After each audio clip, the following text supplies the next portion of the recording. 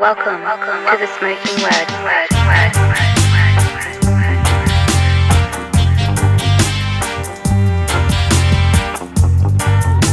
Welcome to the Smoking Word. What's up, everybody? The Smokin Word podcast is back and always brought to you by CasaDeRock.com. That's my merch store. We have snapbacks, we got t-shirts, we got ashtrays, we got everything for everybody. So support the show. You could go there, or you could go to patreon.com/the Smokin Word. That's another way you can support the show. I just dropped some exclusive Hazen Street footage from the last run we did with Madball and H2O. Shout out to my Patreon family, Roxanne, everybody else on the fucking team. One love for holding me down. Always check my Patreon family. Keep checking the Patreon because randomly we're dropping videos, so you never know when there's gonna be something new, but always exclusive. You can follow us on Instagram, Smokin Word Podcast on Instagram. You can follow me, Hoya Rock 357 on Instagram. Again, I want to shout out everybody who's been supporting these shows. There's a lot of shows, we're back. Not just me, but meaning it looks like the world is getting back on its feet. A lot of bands on tour. Everybody hearing this, by the time this comes out, the what you call it, the Black and Blue had just passed. Next up for us, this is hardcore. Look out for us. The Smokin Word's gonna be in the building. So everybody and anybody, you're gonna see us in the building. Make sure you holler, say what's up, and if you see a camera in your face, say hi, mom. The Smokin Word podcast will definitely be in the building. This is hardcore. Shout out to Joe Hardcore. Shout out to everybody and fucking supporting the scene. Go get that new Terror record. They just dropped that record. They got some hard shit, and they're the guys. They're in the trenches right now, doing their thing. So make sure you go get that record. And I also want everybody to go support an old friend. Just touch base with me from an old band called Nobody's Perfect from fucking Brooklyn. Shout out to Junior and the boys. Well, anyway, they're dropping some new music. Check them out. He actually hit me with the link. I didn't get to check it out yet, but I am. Make sure you go support them. Nobody's Perfect. Listen, support the groups out there doing their thing. Everybody in the trenches, all the podcasts, all the merch companies, all the bands, support the scene. Listen, hardcore's back. Let's keep it moving. Let's keep it positive. Let's open up that new door. Let's leave the past in the past. Forward we go. This week, who better than Connecticut's finest, one of my old friends, one of my good friends, and to me, a staple in Connecticut hardcore. Listen, co-host of the Diablo's Den podcast, fucking the guy who runs the show and owner of Static Records in Connecticut, my boy, Jay Reason. Let's set this shit off.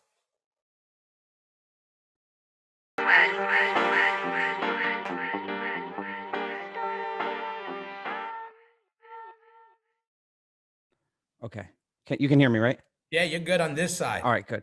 Yo, I just want to say, dude, thank you so much for having, because, dude, I've been wanting to get, not like on some shit, but it's just like. No, but I was going to get you eventually I wanted the right time. I was going to first get you what we were going to do. Like I told you, I wanted to do like the label, the whole, that kind of thing. And then I was like, no, let's just get them on now. I go, yo, I love it because the time, and again, dude, because I get asked to do these, but they're never cool ones. So I always say no. So when I got asked to do yours, I told my girl last night, I was like, I'm so psyched, because it's, and I'm just, thank you so much. You know what's up. And I'm glad because you know why? What I try to do is, especially in our world, it's unfortunately, there's a couple of us and sometimes we run the guests through the we drag them through the podcast fucking meat grinder because, it's all our influences and it's all at our reach. So what I tend to do is if I see somebody popping on this side, I try to go in this bag. Yeah, and no, I try to pop and weave. That's awesome, man. No, I'm so excited. And I got some good stories to I got some good ones to share with you. So yeah, no, good. And I'm glad. And that's what I was gonna ask you. And the thing was with you. So like I said, originally I was gonna do like that mixed bag, get a couple different people. I wanted to get like you and Vaughn. I mean, shout Yeah. out to Vaughn Lewis. Oh, Vaughn, dude, you're gonna Vaughn is be like on the here. We talked about it a while ago. Even though you don't know, you were gonna be on this Yo, episode. Vaughn is like the OG, dude. It's just speaking on all that, man. He was one of the first kind of when I was a young kid, dude. Like, I hate saying the word business, but that kind of dude that I ever met. And I remember, dude, because for those who don't know, I've kind of lived numerous chapters, right? So some people will know me from like bands, some Yep. dudes know me from like the label world, all this stuff. But I always just been around, and I was really blessed, dude, to roll early on with Josta and the Hatebreed guys, So I was always just like this little kid who was rolling around. And I got to meet, Kenny and Vaughn and all those guys, man. And I remember just walking into those old offices, dude, and seeing that side of the business. And it's just like, it was crazy, man. And again, dude, that's what's imprinted on me in doing what I do today, dude, and helping out all the bands and doing a label or whatever, so that it's Yeah, funny. yeah, and there's a handful of dudes that did that. Like everybody was in a band, Mhm. including yourself. But Right. then it got what do you call it? You go through the you sift through it, and then now the next thing is you could get into the behind the scenes, which isn't for everybody. Everybody Right. likes the idea of, oh, I want to start a label. Well, Oh yeah, I want to do this, but they don't know there's 1,000 trillion things that come along with it. And at the end of the day, a lot of people may not want to deal with it when they figure out all that comes with it. Like, totally. And I'll say for a dude like myself, man, like, I got my first real job at 30 years old. So like, I toured, dude, I toured in this whole game up until I was like 30 years old, um, and for a dude like myself, man, I wasn't going to do anything that was, like an office job or anything like that. Cause I did dabble in that, dude. And I had to stay true to doing this, especially when you're like us, you can't just go into a work environment at that age. And, I would get into things with people, not in a confrontational way. It's just like, I know that there's a whole nother side of world. So you can't tell me that this is all there is, and a yeah, lot of now times, dude, that doesn't mesh well. no, for sure, for sure. And more than anything, you see, I think of shit. I never think of shit in order. My brain works in a different way. Totally. Like my whole shit with you is obviously we're gonna get into how you came up because exactly you got a lot of history with coming up with Jamie and then also with the label. Then we're gonna talk Yep. about that. But right now, more about the fucking record store. Oh, That yeah. that I want to start from there because that shit is happening right now. Yo, thank you, man. And I'm very much like you, dude. I'm a very present person. You know that I'm not one to look back at stuff. So yeah, the store is kind of a crazy story, man. So for those that don't know, I had started a label like right at 2019 in that area, uh, and that label is distributed through E1, which is now Monarch.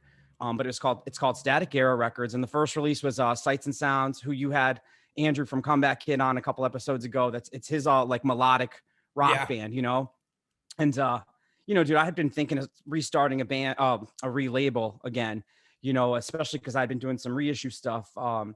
But whatever. So long story short, dude, I'm cranking releases out on Static Era, and then the fucking COVID shit hits, right?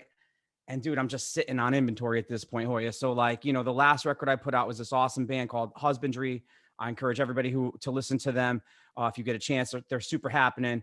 But that was like the last record, and the record release show for that was the day they pulled the plug on all the New York City shows. Mm. So, dude, I'm telling you, I'm sitting on like 100 vinyl of mine, 100 of theirs, and it's just sitting, dude. And at this point, man, I don't really know like, okay, what are shows going to be like, or what is this? And I do it. And again, dude, I just started this label. I'm funded by E1, like shout out Bill Wilson over there. Dude, I'm given this opportunity, and then now this fucking thing comes that I can't control. But hold on one Yep. second. So I didn't know this Bill Wilson connection right here. Well, Bill Wilson works at Monarch E1, so shout Shout out out to motherfucking Bill Wilson over there. Yo, and- I need a job, Bill Wilson. Yo, hit him up No, and but shout out. That's again. I just love when things connect the dots because that's an OG, and he's Well- been in this game, this behind the scenes game forever.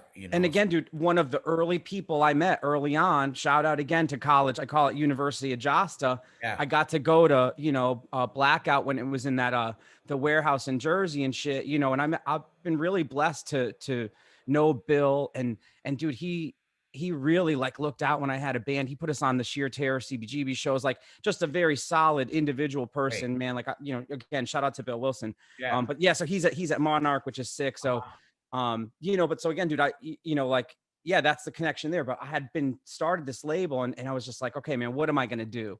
I have all this product. I can't, dude, it's like us. It's like you with the bands. It's like, how do you find out about new shit? It's going to shows. It's hearing about shit. It's talking Yeah. to your friends at all this shit. And now that's been removed, right? So I live in a town that's right next to the train station. I used to work in the city and stuff. So there's all these little like shops and shit. It's kind of like cool area. Um, and there was just an empty storefront one day, and I was like, man, fuck, like, let me see what this dude would want.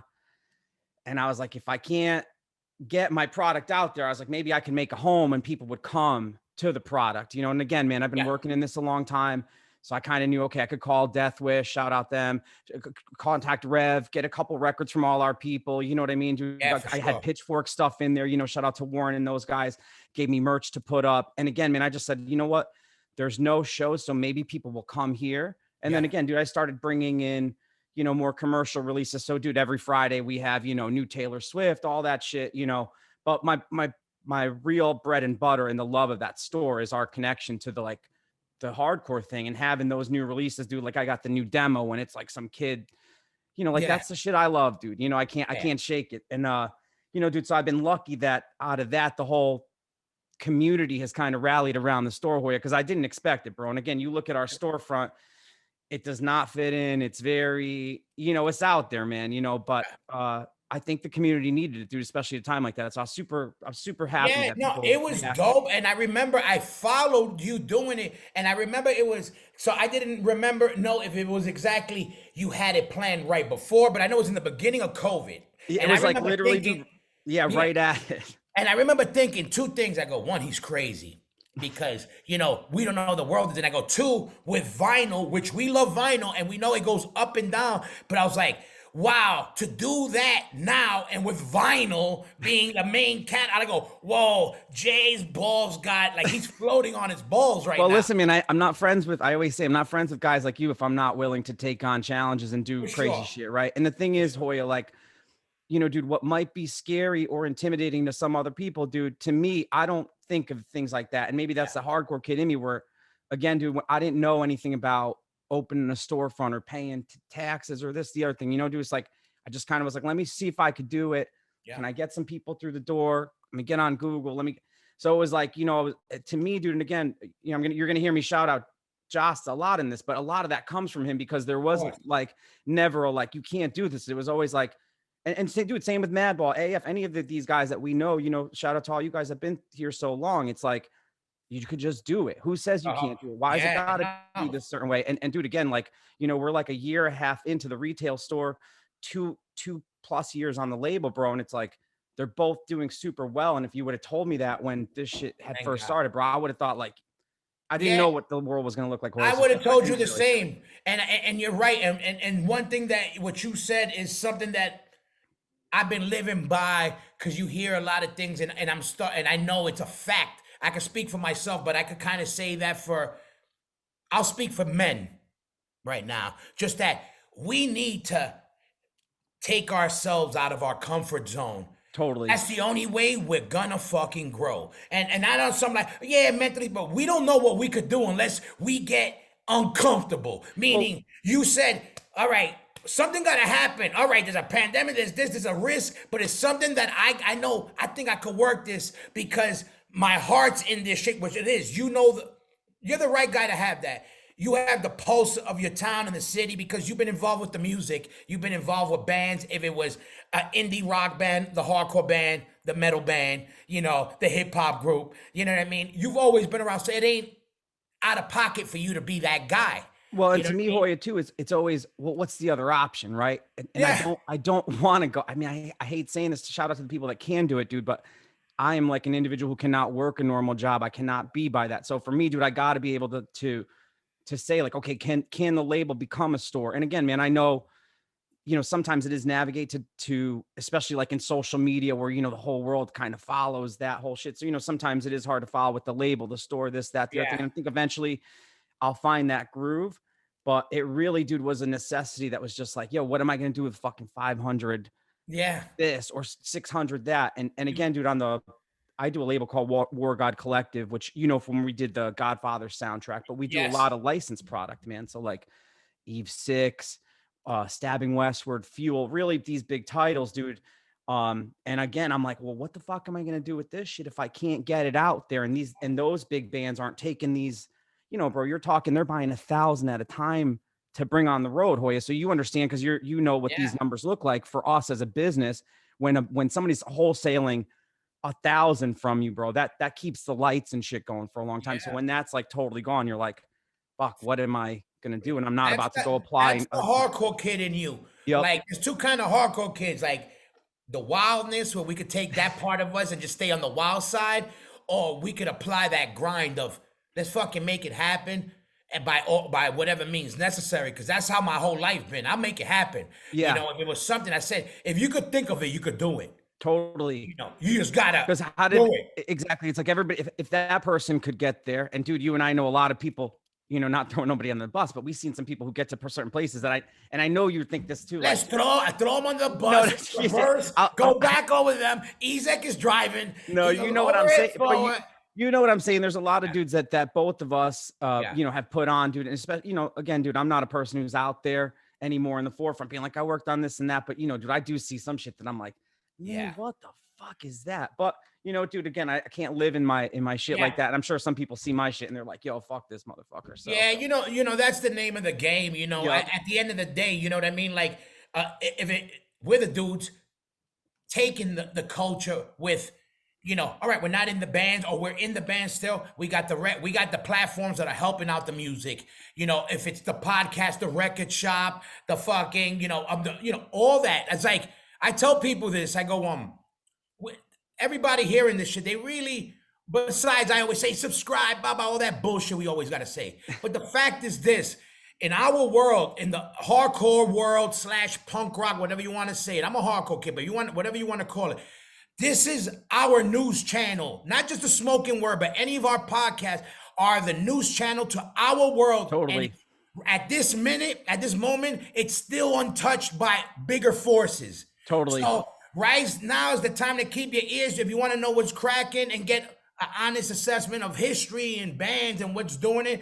Support these podcasts because ain't nobody doing it in our world. Look, I love the metal guys. You know that I love all the metal hammers, the golden gods, but we don't have that in our world. And it's funny, Hoya, too, because I heard you mention this before, like on a couple episodes back. It's like I always wondered, like, how come we don't, like, to your point, like I've always said, like, somebody should reach out to me because I will take that. And we should make that happen. Because again, dude, like, stigma should be in some kind of fucking like that guitar. We're gonna talk outside of this on some real shit. We're gonna get Jamie in on this shit. Yeah. Because listen, the fact is, I see it a lot with the hip hop dudes where they worded it right. Yeah. When they say we gotta give people their roses why they can still smell them. Right. No, you're so right, dude. And when I heard that a lot of these rappers are using it, and I go, they couldn't have said it any fucking better. Like, and that's why I always love those. Like, I remember years ago, Roadrunner had the closest thing in our world was when Roadrunner. Shout out to Roadrunner, by the way. Roadrunner did many years ago a Roadrunner United where that comp is sick. Yeah, Jamie, they covered Madball songs and whatever songs.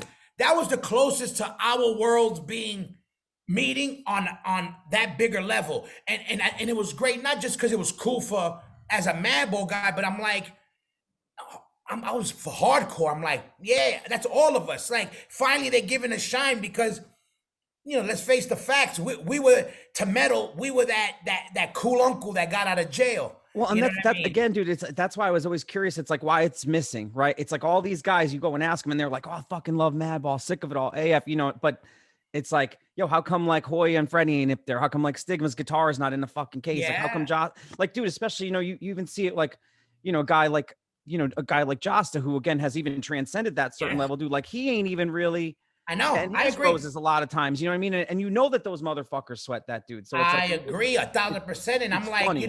That's why when I remember when they got nominated, when Hatebreed got nominated, I was like, a hardcore band got nominated. Yeah. Like, if they could get it. And look, Hatebreed got the Metallic. So listen, They're hardcore motherfuckers. Ain't nobody gonna tell me Oh yeah, come anything on. about. We all know. I don't gotta go down Hatebreed's history.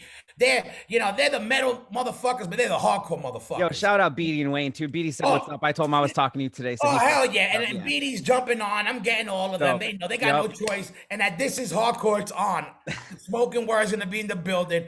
So Hatebreed's gonna be live in the building. They don't hell even know yeah. it, but they will be. Hell yeah. But no, but not for it's crazy. It's like no, but guys like that, like we really should think because again, like there's people like that, like I don't want to just point to New York people, but No, there's the Jimmy Gestapos, there's the Rogers, there's the Vinnies, totally, there's man. even there's we could go some OGs in the West. I mean, it's our No, world, and like Hoya, hardcore motherfuckers.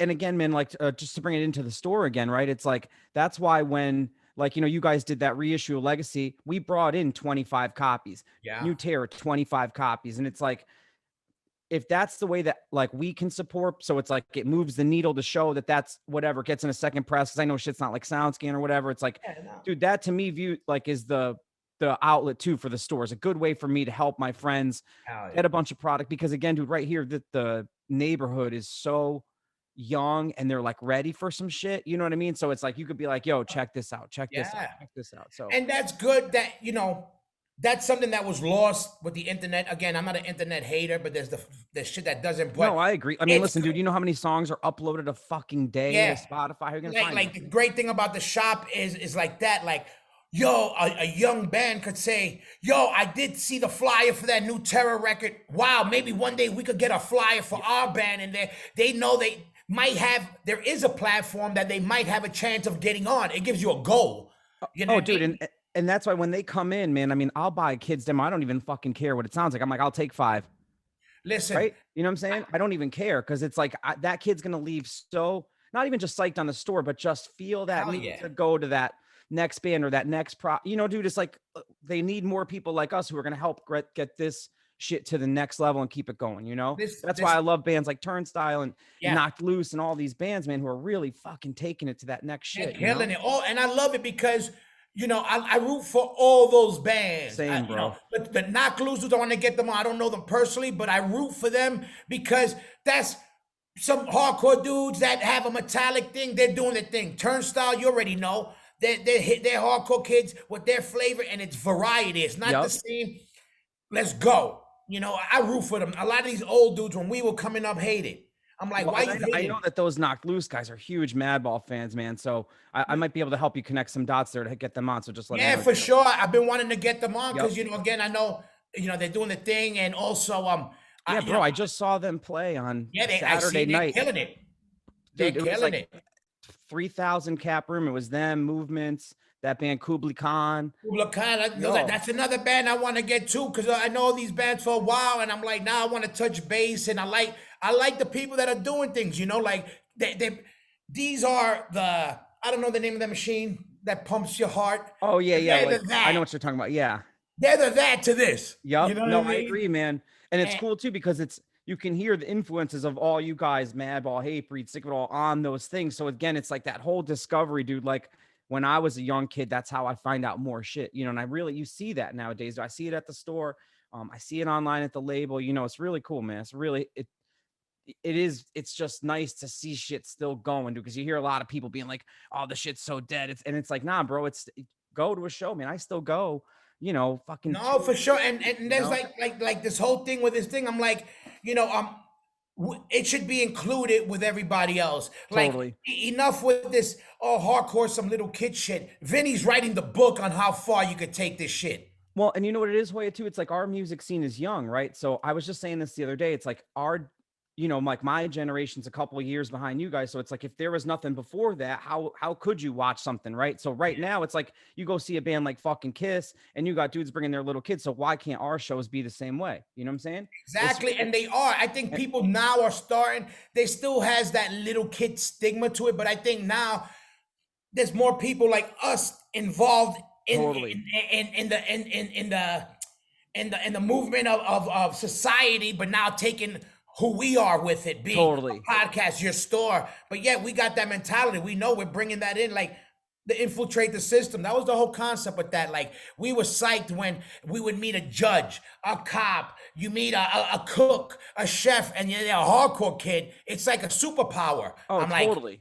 like it's like you're an X-Men, and okay, Well, it's a weird, amazing thing. and I can tell you, man. So like, I worked at Sony for a little while, right? So you'd think over there, it's like nobody knows shit, bro. There Yeah, are so many hardcore kids there running shit, designing those fucking, yeah. I Christina know. Aguilera covers and shit. It's crazy, man. It'll be crazy, Freddie or somebody will go, well, like, I'll go see Post Malone, and you find Mhm. out, their manager or like guy's a hardcore dude, and then the keyboard player for freaking whatever pop band was a hardcore kid from Albany, and Well, yo, you know what? When these guys want it done right, they know where to come get the best in the biz, right, Hoya? that's a fact, because let me tell you, ain't nobody gonna beat Warren in the tech world. Ain't nobody gonna, the hardcore kids, Exactly, this dude. shit. I was like, we're no joke. The Vaughn Lewis's, the U's, like when you got a motivated hardcore kid, ain't nobody safe. Well, and listen, man, most of us are going to come on super early in the game. Yeah, Like if you look at, say, Billie Eilish's team, right? She's got Brian Marquise, who's a hardcore kid. She's got Mike Portman, who was a hardcore kid, played in Hot I Rod didn't Circuit. know that. Oh yeah, so dude, so check this out. So I want so to go see her because there's some of my kids. They like they talk about it. It's like I might be able to win some points with them. Oh, dude. All right, so we'll talk offline We'll talk about that. later. Yeah, so listen, but her drum tech is a Connecticut dude, played in a band called Hot Rod Circuit that was on Triple Crown. Shout out Fred Oh Feldman. shit, get out of it, though. And then I think he's like the main guitar tech for Phineas is Oh, Brian Marquise, who was in a band called Therefore I Am, also a Connecticut dude whose his first band was called Charlie 50. We used to yeah, play at the that's Bristol Skate Park. Probably play with probably play yeah. with you It guys. sounds familiar. That bad. Yeah. It sounds familiar. So yeah, like it's her whole team is like hardcore Warped Tour people. So again, like you said, man, we'll all come on early on and sort of take a chance. I mean, I'm like that with the label. I'm sure you're like that too, where it's like you see something and maybe you get presented something where it's very small, but you can see that like, okay, there's something there. Fuck it. What's 6 months of my time? I've already wasted time sleeping in a fucking Flying J for a fucking week. Yeah, Right. no, So for why sure. not? We get that eye from being around so long. Like we just did this last weekend, right? The Hazen Street Mad Yeah, it Boy looks so Tour. sick, man. We were going to try to roll out. We're But gonna we're hoping to do a proper little East Coast run to probably it hit sounded great, man. Shout out Toby. He sounded really good on those yeah, tracks. yeah. Freddie We always had sounds fun amazing. playing with the guys, but you know what was cool? So we played with Reaching Out. They're a new band, dope new band. Beto, who used to play with us, his kids in Yep. the band.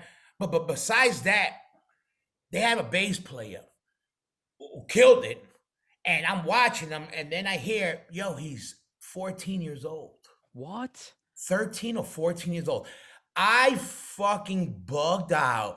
And not only was I amped, I get amped watching them because it's been a minute since a new band came out. Look, when I came up, the average age of the kid was 15 to 18. I mean, dude, my first show my brother took me to was about 15, Yeah. And even the bands around, when it was us, whoever was around, we were in that age bracket. And then it kind of moved for many years that everybody was more like towards the 20, 25. Right. Now this new wave, there's a couple of these younger bucks with that, like being reaching out. But one, they had that energy and the style I love. I was like, wow, that's dope. Two, I watched that kid going off, and when I heard he was 13, 14, I fucking I I got chills, like in a good way, where Yeah.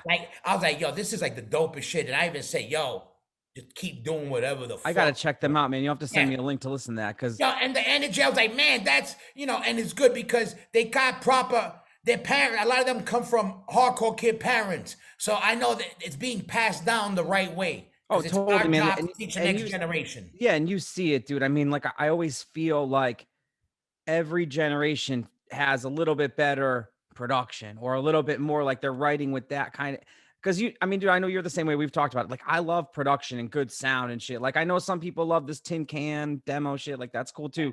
But I love when a band writes with production, the style, all that shit, man.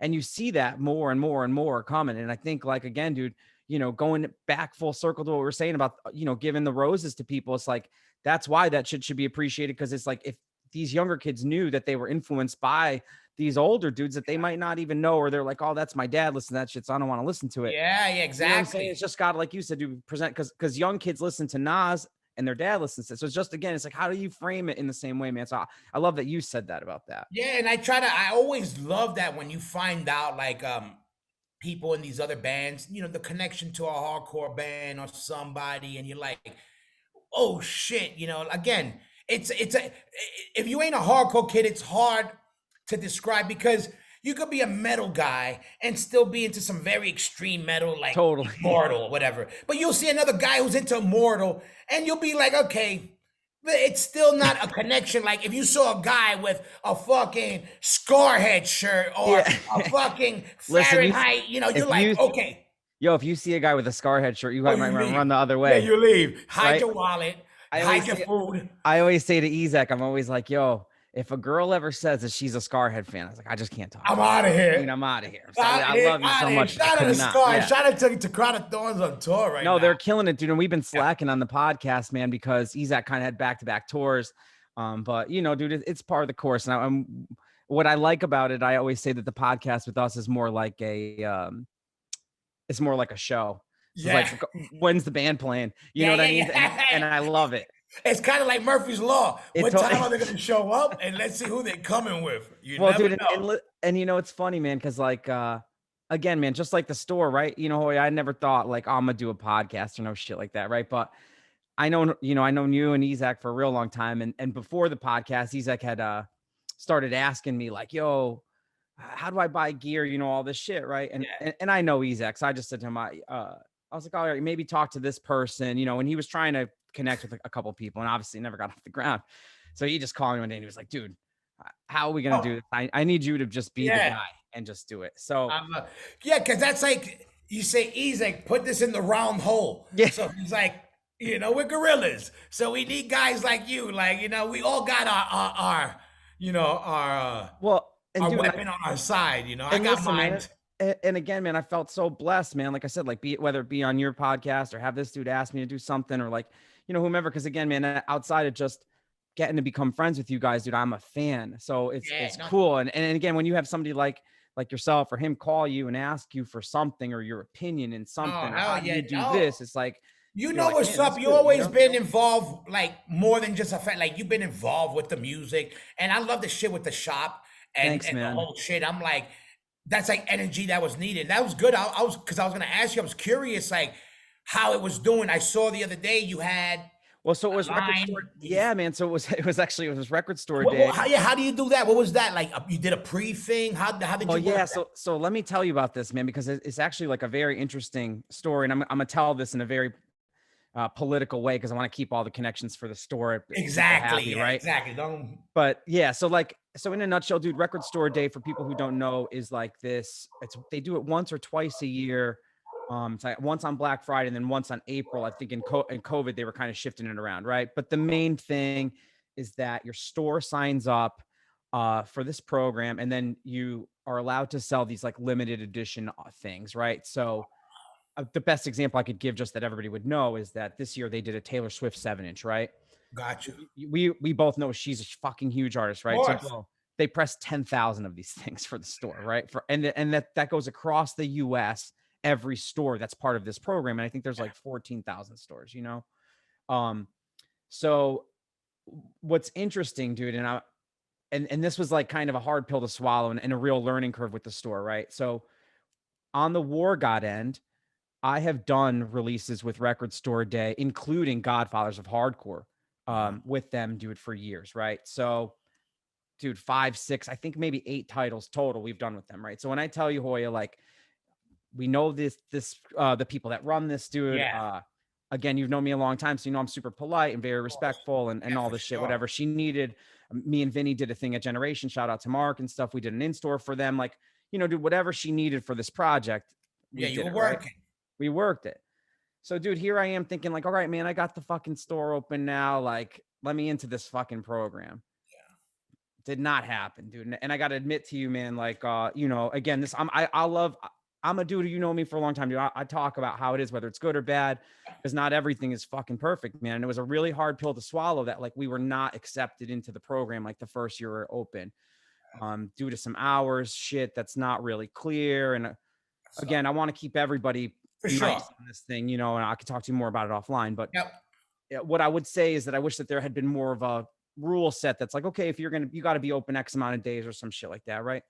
But long story short, dude, again, not to dwell on that, we're finally here. We finally got accepted into their program. Black Friday was the first one. So it's super sick. And again, man, to show you how important it is to be part of that, dude, like, um, they add you to their websites, like recordstoreday.com, right? So say like in wherever you are, you'd put the zip code and it would show you like, hey, these stores in the area, you know, are part of this program and you can get this. Like for instance, on Friday, they came out with a Possessed record that's only available at Record Store Day, Got you. you know, so shit like that. So dude, I was happy to say that finally we were in the program. And then this one that just happened, dude, the Taylor Swift record was a fucking huge one. Without saying how many we got a good amount, more than some other stores, which is awesome for us. And yo, the first group of girls was 4 girls lined up at 6:30 in the morning. We don't open till noon, bro. Yeah, that's like old style. Yeah, I'm like, I can't do the early morning shit, you know. So, but hold on, let me get straight this kind of a little rewind. So this program kind of works like they give exclusives to record shops. Basically, so let me give you a perfect, right? Like a perfect example would be like this, right? Like say there was like all right, so say you had like remember like you guys did that Victory single? Yes. So say you guys took that back and you're like, yo, we're gonna do 2,000 of them on one color, right? Yeah. So I could help you solicit that to Record Store Day things, and they'd put it as part of this program. So it's kind of a thing where when you're working, I'll use War God because it's a better example, right? So when you're working with us like War God level, and we're doing the soundtracks that year, where Cable Guy, Sopranos, Faculty, Hot Rod. So we had 4 like major soundtracks, right? Wow. When we get those licenses from Sony, a lot of times, Hoya, we're going like, okay, would this make sense for Record Store Day? Because you know right off the rip, of course, maybe you have something that you're like, okay, this would sell 2,000, but maybe it wouldn't sell 2,000 direct to a consumer, right? So you're like, let's put that for Record Store Day. They're gonna buy it outright. We're just right getting away. a fucking huge check, and it's just done. Yeah. So and again, dude, that's why it was kind of a hard pill to swallow, dude, when the store couldn't buy the inventory. Well, and I'm saying to the people involved, I'm like, yo, you could take 8 of my titles, right, and make all this money, but you can't let me buy. Like, I'm not asking shit for free. I'm asking to just be put on the website because, again, dude, it's like you get put on that website, bro, and you saw the fucking line. So it's like it's just one of these things where it's like, you know, you're in the club. You're in the club now. Well, and bro, and it's one of these things where it's like, you know, dude, I've always felt like an outsider, dude, even with the people I'm friends with, dude, even when I was friends, you know, when I'm friends with Haper, you know, I always felt like I'm my own thing, you know? Yeah. And dude, I felt very excluded, bro, again, because I had helped them. And you know, again, my fault for not seeing rules, but yo, somebody should say like, this 1, 2, 3, 4. When it's so vague and you don't know what you're doing, it was very difficult, but I'm happy that we got to be part of it, dude. You know, now. Yeah, man, that's the thing with all these like learning curves. Like, the older I get to learn, the more I learn that there's that with everything. Well, bro, and that's why I feel so blessed again, man, to be part of like this community, right? Because again, it's like now we have each other. So say you were gonna go open a store and down there, and you're like, yo, how do we go to fucking Record Store Day? I'd be like, okay, Hoya, you got to do it during this period. Absolutely. Right. Whereas before, dude, there's fucking nobody because we had to depend on we had to talk to the record companies about record company info, and they weren't gonna tell us shit. And listen, man, that's why I started a fucking label again, because it was just, I was so frustrated talking to my friends, and it's like, you know, dude, you hear all these people and it's like, all right, I'll help you do it, but it's 50%. And you're like, well, dude, what the fuck? That's almost all of it. So by the time you break it up, so, you know, dude, like to me, dude, starting the label now, there's many times, bro, where I'll just distribute some shit and I don't even take nothing for it. Cause I'm like, I don't do nothing for it. Yeah. So why the fuck would I take something for it? I don't take publishing. Cause that's where you make money. You know what I mean? Like again, dude, maybe it's the wrong mindset, but for me, dude, that's where I want to be at. And I want to help my friends make the fuck. I mean, and you know this, dude, I've always been like that. I want everybody to you always eat, been for the team. Of course. You always been a team player. Dude, there's more, because there's enough food to go around and you see it in every other fucking scene. So it's like, that's what the bum out is in our world, where it's like, you know, dude, you used to see it a lot. Like, and I saw it, dude, when I had a band, you know, like we were trying to take a chance and do some shit. And it's like, instead of getting the love, like now you see people love these fucking bands who do 20 different styles, right? Everybody was like turning their back on us instead of like helping us or navigating us through, you know, minus the few people. you know, it, like you it guys taking us to Europe, Jost, all, you know, and it, you know, dude, again, you see that in coming up over the years, and dude, again, sometimes you're like, fuck, you know, but it is one of those things where, you know, now starting the label, it helps you understand how to do things a certain way, you know, and I'm Yeah, appreciative. for sure. You gotta go through those humps. Like you brought up that what just popped in my head was like perfect example. When we dropped Look My Way, that was 1998. We got flipped on because people Yep. were like, "What's up with that metal record?" And yo, But that's one of my favorite. And it's but funny because if you ask a certain kid in that age, that's yeah, their fucking record. I know, That's and their not record. just that. Look at the lay of hardcore now, the lay of the land now. It's fucking metal. Like, and like Totally. people flipped on us because everybody was doing the more punk rock side at that time. But we got flipped on, but what we learned was we did whatever the fuck we want. We always did. And we kept going. We kept going. That's where the perseverance, that whole hate breed shit Yep. comes into play like that. Yeah, it is a fact. You keep grinding, you can't get denied. They cannot like you. They gotta respect you. If they Right. keep seeing you coming, I learned that with everything. I go, you don't gotta like me. You don't gotta fucking want me here. You don't gotta. You could love me or whatever, but you're gonna respect me on my No, grind. facts, dude. Super facts. And I think that's, Period. dude, that's one of the cool things that's about this younger generation, bro. Is like they are so fucking open to Yeah. every style, every kind of thing, whatever. Is like, and I've heard you mention it on your show a couple times too, man. It's so true. It's like almost like my generation and back. So that's including yours and like a little bit older. It was so frowned upon if you did something that was successful. And I never understood that, because instead it should have been like, oh, dude, no, you're there. Come with me. Let's do it together. You Yeah. know, and again, I think that's why, dude, like when you see like the Madball AF, you see that cluster of bands that's made it successful, dude, it's because you guys have all kind of looked out for each other. Whereas imagine if like all those pockets across would have all done that shit. And again, dude, I know it sounds like this fucking like dream fucking shit, whatever, but you Yeah. see it, bro, in It's every. true. And I'm gonna tell you this, and I'll say it here. And this is a fucking fact, and nobody could tell me different. We brought his name up a couple of times, but you know who the first people to do that was Jamie. Yeah. Because not that AF did it, but No, AF he already used to had trade reached their shows. top and helped whoever they could. Now it was like, who's gonna be that? Let me tell you, and I'll say it here. The Ramones and all that other shit, that's all cool and cute. That ain't From what us I though. know, I think maybe they took Murphy's Law out for a couple of shows. I never heard about no classic AF shows with the Ramones, no class, whatever. I wasn't around, whatever. Right. I just know, Hatebreed, the minute they popped off, they were like, we want Madball, Secret or AF, every hardcore band he loved. And I know this for a fact because I had this convo with Jamie. Well, At bro, the and I mean, time, there were certain bands that were talking a lot of shit and hating on Hatebreed, and bands that he loved. And you know what he would say? I remember this. He goes, I know they talk shit, but you know what? I don't care. I love them. Fuck it. well, That's the difference with him, and that's that hardcore shit in him. and listen, man, I'll say this because for people who don't know, like, so I ran Josta's label Well, till that's what pretty we're gonna much go into now. All right, yeah, let's go into now. I was gonna bring it yeah. back. I So, mean, I pretty much ran that shit till the end. You know, he had a one person stillborn, right? Let him stillborn. know. I hate saying the name because the name is just kind of very Yeah, ugly. stillborn. Come on. Oh, Hatebreed. Come on. It goes with Well, I hate. don't mind Hatebreed, but stillborn just because whatever. But Yo, hold on. We might get, am I gonna get, are we gonna get me too for saying stillborn?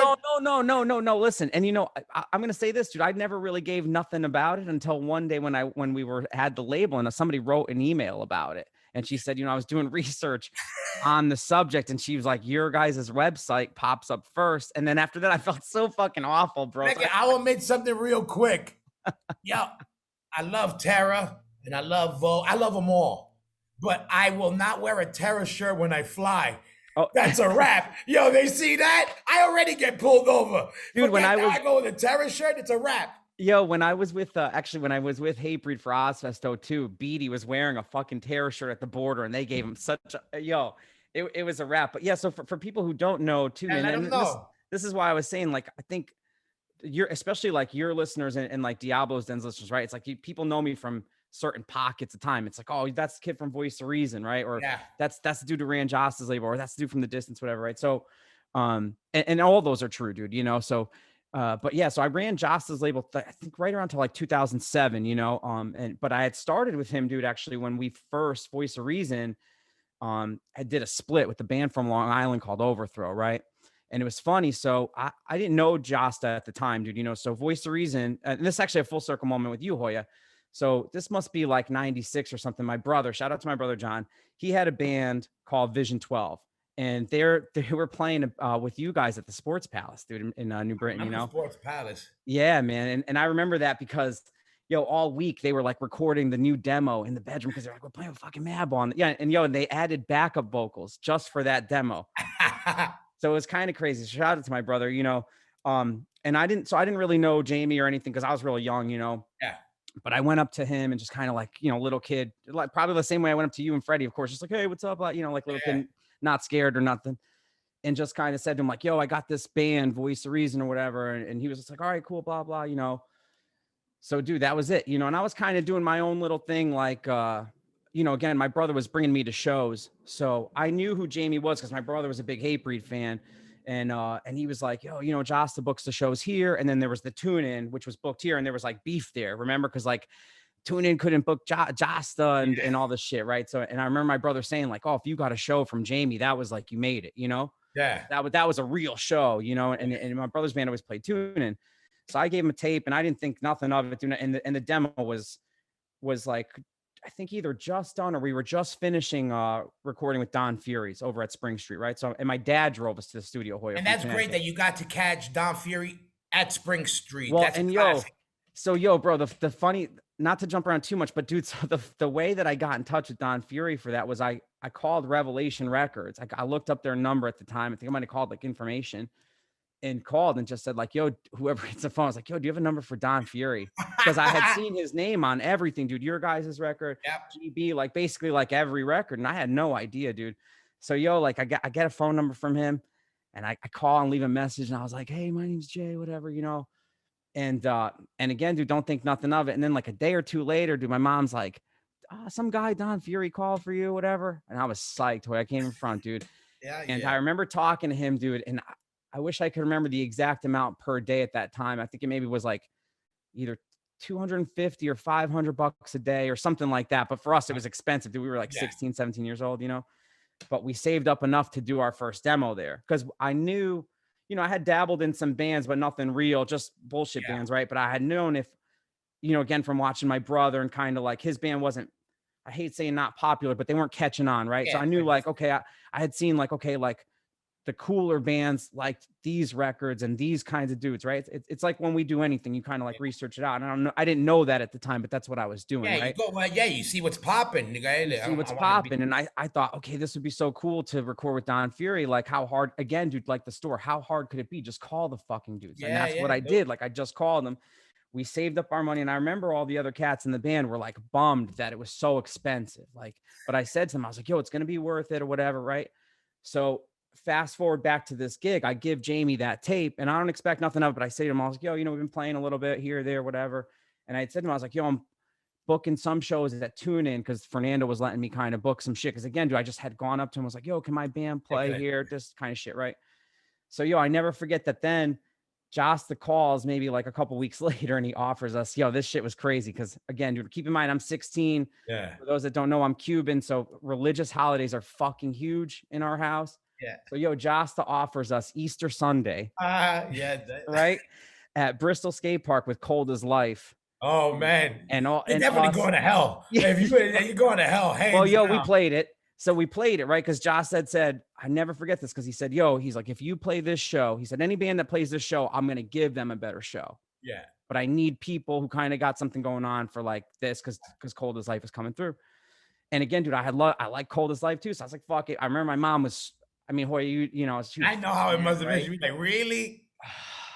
In Spanish too. So just that extra good right? food. You missed out on good food. Yeah, man. But we had to do it, dude. And again, I think this is one of those things where, I had always seen myself that I just didn't want, I was not a good student, dude. I didn't want to go to school in this kind of, I'd seen a dude like Josta who was maybe a year older than me, but at that time it seems he would have been 20 years older than me, right? And he's doing all this shit.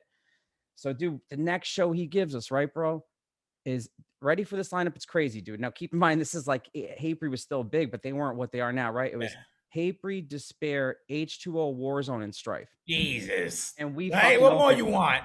We fucking opened that shit, bro. He came through on his promise. Totally. And from there, I would say that's kind of like what solidified him and I as like a friendship where he knew that, again, dude, if because again, I was just mimicking what I saw everybody else doing. So if Yeah. I seen, if he knew, if he said, yo, can you drop off flyers at this place? Sure, bro. I live right there. Who cares? I'm Yeah. right there.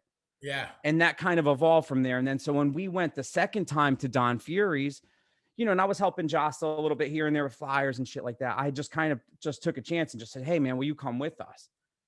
And he came, and dude, it's like he added like we were young, Hoya, so nobody said to us like, okay, you got to listen to these records and this Yeah, no, backups for and sure. For and guidance. yeah, and Don Fury was a producer, so he heard something in us that didn't require that, you know what I'm saying, at that time or whatever. But Joss added this whole nother level, bro, to the kind of like the recording and just making me understand the way music was. I mean, like for people who don't know him or just kind of write off Hatebreed as this like easy band or whatever, I mean, the dude is a fucking musical genius, bro. Like he's He amazing, you know?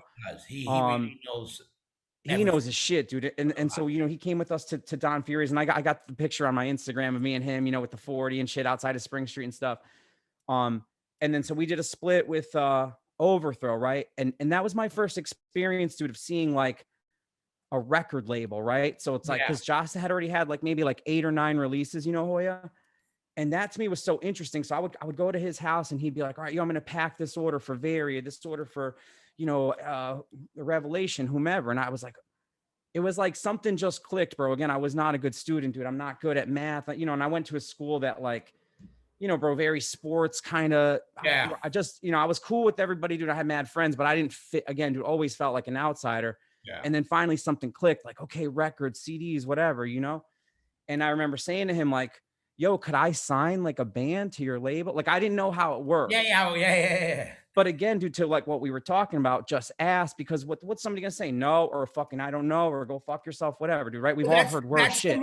That's the moment that what makes and breaks somebody could make your whole future is you taking that one moment where you say, do I ask or do I just eat and don't? You could have been that guy and just done whatever, but you asked. Well, and that again, changes everything. And listen, man, and shout out to Justin. That's why I call it, half jokingly, half seriously, like Josta University. Like, what other friend is going to let you fucking learn on Hatebreed Perseverance record? Like, I was his right. I mean, this dude, like, I got a fucking plaque right here for it. Like, I walked into meetings with those guys planning that record with Universal. Like, I'm there for the whole ride. So that's great experience on the. Well, and listen, bro, you're not getting that at college or whatever, right? It's literally like his A&R guy. I mean, dude, like I worked at fucking Pacific Sunwear in the mall, dog.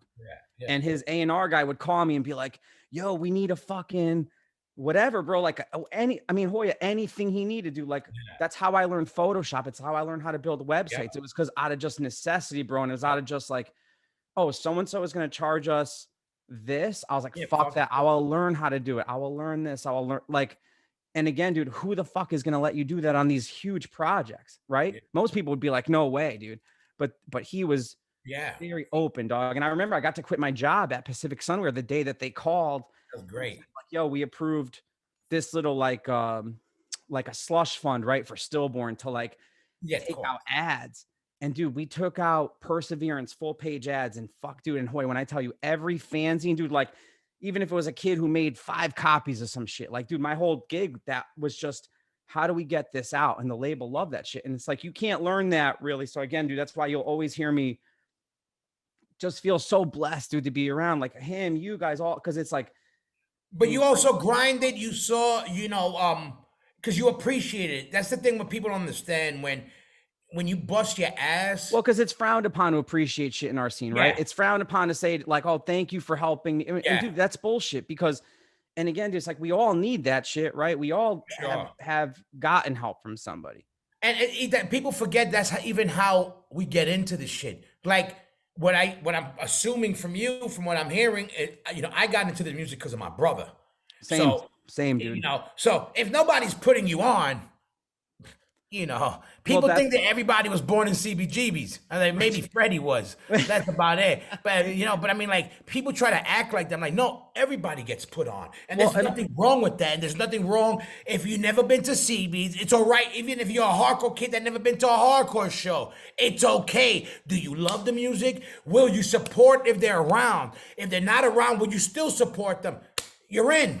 Totally, man. And I think that that's what's so overlooked. But I think is, welcoming in this newer generation, bro. Is like Yeah. they're so like you look at some of these videos and some of the bands, like I said, man, I still go to shows like 2 or 3 a week, dude. I just went to 2 this week, dude. Yeah. I'm 43 years old. You know what I mean? So it's like, Yeah. so when you just see it, dude, and you just see it evolve into like a more welcoming. And again, dude, listen, I'm ignorant. I love the violent shit. I love all that shit, but it is something nice to know that like you said, you could bring your kids. I could maybe hopefully bring my son when me and Viv have one, you know what I'm saying, to shows and feel like maybe they won't get like bashed in the face or some shit because Yeah.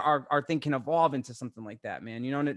And it's been cool, No, for sure. I like, you could connect the dots. Like I said, I don't need my kid to be going, stage diving. If that's what he wants to do, cool. But I'm like, I want him to appreciate that how we connect the dots, how crazy it is. Not just so much for me, but like I'm proud of this, of our world, that it's creeped into everywhere. Like, for instance, I do everything to get my sons props from them. Yeah, I love Like, that. I don't give a fuck about anybody. I want them to one day to be like, wow, my pop's cool. They'll I never always give me love that when you pop. say that you let them watch the videos and they're just like, whatever. And like, he looks at me and he goes, can I go now? So I hear him listening to something one time, and I'm like, what is that fucking song? Because I kept hearing it here in the game, and I look it up, and it's Fall Out Boy. Oh, no So I run shit. to the room, and I'm like, oh, I got something. I go, Here we go. Here we go. Yo, you know that song? Yeah, I know. That's a band, Fall Out Boy. Well, yeah, that guy likes my band. Hell yeah, It's a he hardcore loves band. it, That man. one, and he's like, you finished? Like nothing. I thought I had him.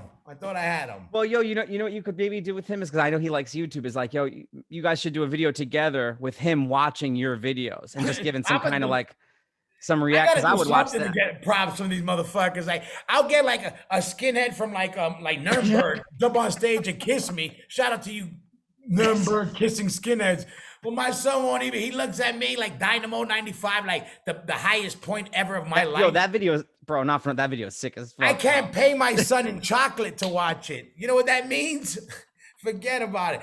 But let me ask. So your brother got you into this. So yeah, man, like I said, man, I owe a lot to my brother, dude, and I always shout him out, But How much older is he than you? He's like 3 years older than me. So like, and before he like kind of, I remember the first thing he played me was Misfits and Murphy's Law, dude. Were like the first Perfect. two things I heard, And I was just really into hip hop before that. I still am. As you know, I still work with a lot of hip hop clients. So I love hip hop. I wish I could keep up with it more, but there's just so much of everything, But so just to go back to the label thing with Joss, the dude. So it's funny. So the first band I signed to Stillborn was a band called Right Brigade, who went on to Revelation and shit, right? And that again was like a moment where Jamie and I kind of hit this other stride in our friendship, where he was kind of like, all right, I think this dude knows some shit, right? Because Joss was doing more heavier hardcore, so like Sworn Enemy, Full Blown Chaos, right? And then I was bringing in more stuff like With Honor. Right Brigade, Wrong Side. So, dude, when we had these two things, and I think what the unfortunate part, dude, with the label Hoya too, was that like we were like almost too early, like we didn't really catch on with the digital shit yet. Whereas like I think like had we been able to weather that, dude, I was going through my own personal shit, which I don't want to get into too much, but I feel like if me and him could have kind of navigated through that with the way the digital landscape is, and dude, just some of the bands we were signing, and I had helped expand the distribution and at the end there to Caroline. So we were really making some moves, bro. And like, we had some good bands, and Jassa was working on some big shit that like never really came out or whatever. But dude, some of the records he was talking to, and I know some of this shit, and sure. Who knows what it would have been. It was a been. good time because he also had a lot of fire behind him. So if he was doing Headbangers Ball, remember at the time? Yeah, exactly. The Headbangers Ball. And again, this became the Jamie show. But mad props to Jamie because that's the thing why, a lot of props to Haybree, Well, listen, man. He's the top. He's a dude. Like even when I remember with that, any hardcore band he could get through that door, he brought.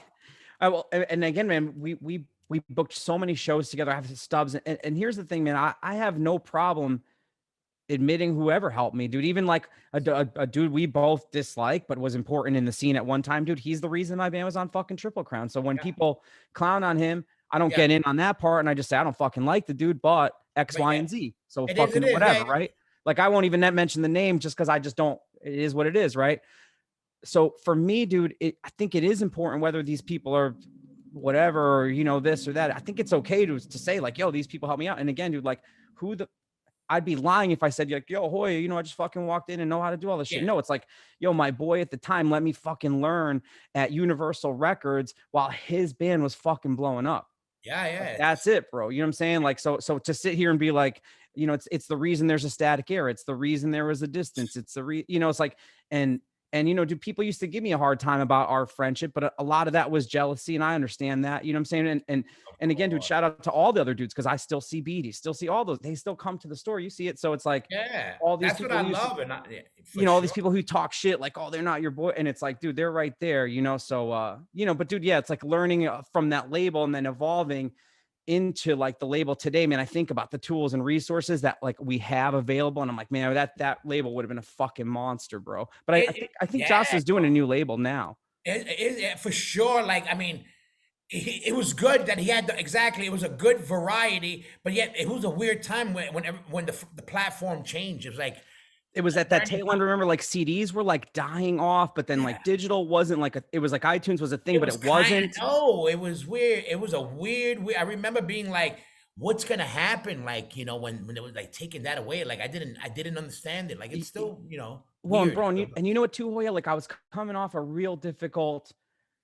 The distance record didn't hit the way that I wanted it to, Yeah. and I think that that affected me too with working with the label, right? And I had a hard time with the like working with. I didn't think it was fair for me to work with bands if I had a chip on my shoulder. So that's why I Yeah. was like, you know, kind of had to end that for a little while. But dude, that passion to do a label and shit is still what's in me and do music and shit, you know?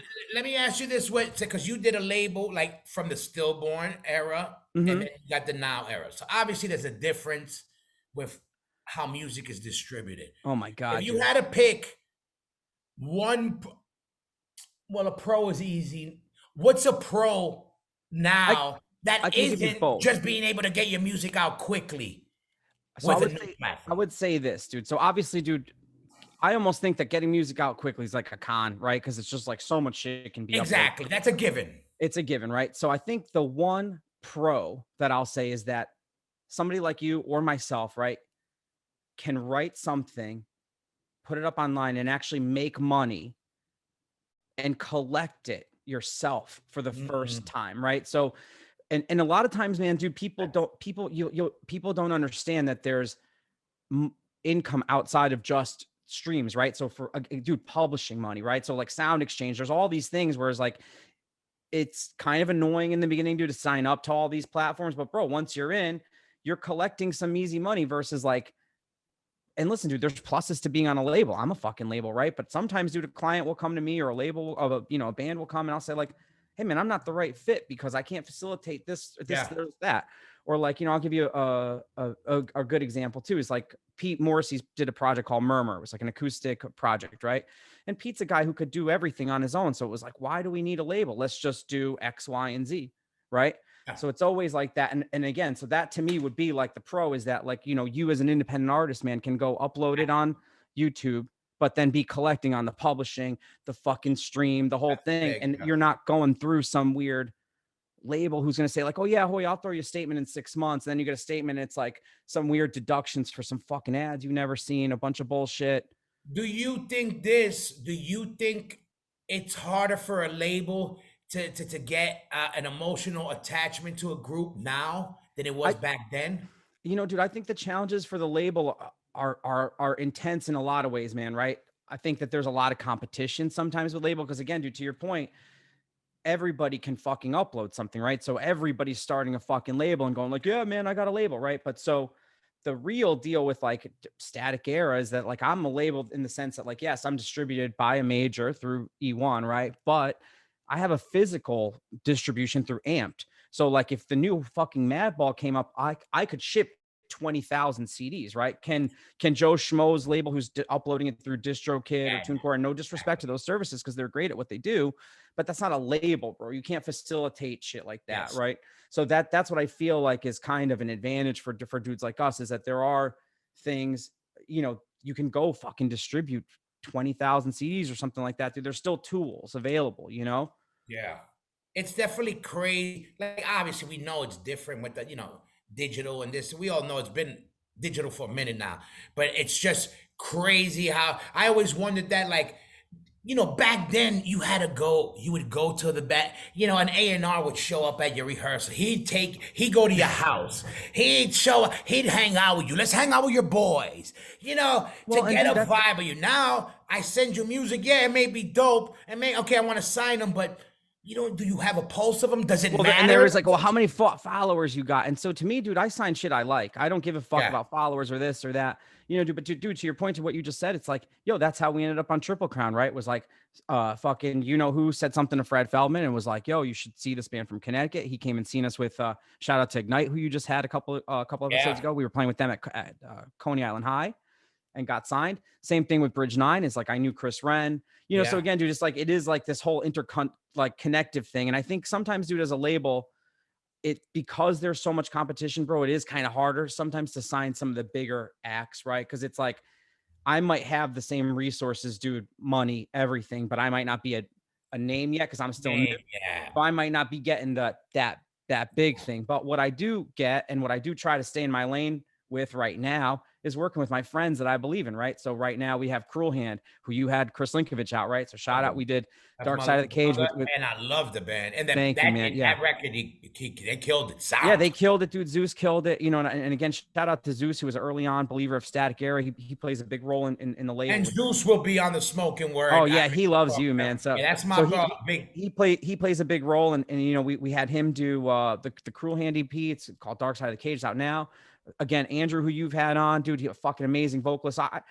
With Tim Williams from VOD, his new project, Rolling Yeah, Coffin. I got a new band, Private yeah. Mind, that just signed. But like, so I try to work with shit, dude. I don't look at socials, and I don't, because again, man, that's not how I signed shit back then, right? Like Yeah. who the fuck knows what With Honor would have had or Right Yeah, Brigade would have had, exactly. right? We don't know who the fuck know any of this shit. And I think, dude, that's the problem, Hoya, now, is that it's so focused on shit like that that you might overlook some shit that's real heat, and that's what I like about some other labels that are doing that, where it's like they take a chance on shit that's got nothing going on and it pops, Yeah, and that's what when you go into shit with a for the love of it, and for the love of it, with honesty, and with no what do you call it, with no expectations. Yep. I think that's what you hit it. Have you ever watched that documentary Supermensch?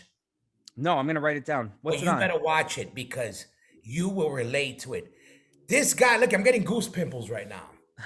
This guy is the guy who ended up managing the Doors. Oh, sick. You gotta watch it. Long gonna watch story it tonight. short, yo, you're there. You're the manager. Oh, okay, I'm a manager. Guess who ended up doing? Everybody. Well, and dude, that's listen, man, that's why I'm here for. And dude, even to our listeners, you don't got to be my fucking friend to ask me for advice, man. As long as you're cool and you're not some dude I fucking hate, ask me a question, dude. Because a lot of times, man, my whole focus, Hoya, like, has really been, dude, almost like a artist advocacy in a kind of way. Because, dude, I've seen so many things, dude, whether it's like bands like Madball or Hatebreed, it's like you see these kind of culture vultures come after shit, and it's like, well, dude, why shouldn't the band get the fucking full cut? Like, what do you? Yeah. It was always that, like, what's that missing part? Where does that fucking go, Yeah. bro? And that was that again, dude. That was my journey, dude. That brought me to here. It would, like, I would look at pressing records, fucking licensing shit, any of this stuff, and I'm like, how? Yeah, we should get what we deserve. Exactly. Yeah, dog. You really gotta watch that. It first was an I'm amazing gonna. documentary, and it's basically kind of your story, except I you love don't got that. the millions and billions of dollars he does. Yeah, I'm Unless like I don't know about it. I'm the heart. No, come on, bro. I would have flossed you up. You know that, dude. Oh hell yeah! I'll be right now. I'll be at Static Records singing fucking. I'll be fucking through. No, but it's I'm the same way. Like, not with just the podcast. People know I always love talking shit. I'm cool with everybody, but especially with new bands. Not Yeah. that I'm like, I feel like, yeah, you know what? I have a lot to offer. No, but I've been around for a minute. And I've been around enough to see a lot of angles, like from the major labels, from the demos, from playing the squats to playing the arenas. Like, I've been there and done that, and I'm lucky to say that. But I like when I see new bands, and when they do ask a question, what you could see when they come with an honest, an honesty to them, where I'm like, yo, I'll throw them some gems, because Yeah. I want to see people in our world shine. Like, they shine. Hopefully they remember who threw them a gem You know what I mean? Dude, And super again, facts, man. it keeps all these names, the stigmas, the Jimmy Gestapo's, and the No, blood clot Hoya, you and I are names. gonna work on getting that stigma guitar somewhere fucking place, Yes. man. No. Yo, I wanted to share a story with you though, man, All right. about stillborn, just because this is a funny one. I'm gonna throw this this is a throw it under the bus, and what I think bands should not do if you're gonna get signed, right? So I'm not gonna say the band, but yo, rewind to maybe like 2002 outside the Roseland. Hatebreed's about to play a big show, right? So you know your boy fucking Jay Reason's got to bring the distro in, got to bring all the shit, right? Because you know it's the flea market. Yep, of course. So one of the opening bands that Josta was considering going to signing, right? They're walking out the other way, and they see me carrying all these fucking boxes, bro. What do you think they did? Did they help? They held the door for me, or they opened? They walked around and went the other door. Oh, they walked around, huh? And they didn't get signed. You know? Yo, and that story in our circle of friends goes forever, dog. And I know that the band knows about it and that it's so funny, but it's just this is what I'll always say to everybody, dog. You never know who the fuck is who. Be respectful of everybody. And you see somebody fucking holding a fucking box, whether you're the fucking band opening or not, you fucking hold the ass door. Cause yo, that literally like it cost them a deal. And I had promised my friend circle that I would share that story because I never had told that story. And that's great. And that's great that should tell people because my mother, rest in peace. Like Josta was legit gonna sign them, dude, at that show. And then when I went and told him that, and when I told him that, he was like, forget fuck that. Like these kids that don't know, they think everything is like a book. Like, no, this is the 101 way you get signed. They go, no. You know where most meetings are done are over drinks, over eating, over, you know what? This guy's cool. Yo, you know what? Let's make this happen.